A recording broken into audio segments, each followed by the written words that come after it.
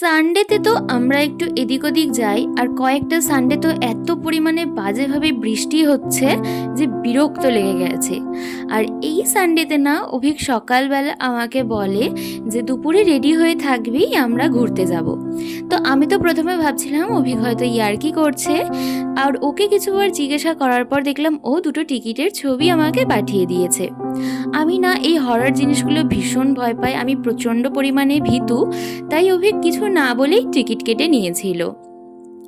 আর ticket যখন কাটা হয়ে গেছে তখন তো দেখতে যাওয়াই যাক, আর সেই মতো আমরা চলেও এসেছি। তবে আমরা যতটা পরিমাণে ভয়ানক ভেবেছিলাম অতটাও স্কেয়ারি ছিল না। তো যাই হোক, আমাদের তো দুপুরের শো ছিল, বিকেলের মধ্যে কমপ্লিট হয়ে গেছে। আর আমরা এখন চলে যাচ্ছি বাড়িতে রেস্ট নিয়ে, তারপর আবার একটু বিকেলের দিকে বেরোবো।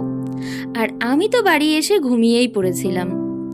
তারপর বিকেলে বেরিয়েই আগে চলে গিয়েছিলাম আমরা খাওয়া দাওয়া করতে।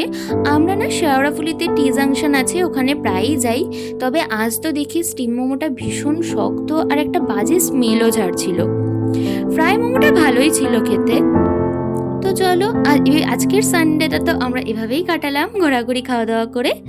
আজকের মতো এতটাই, টাটা।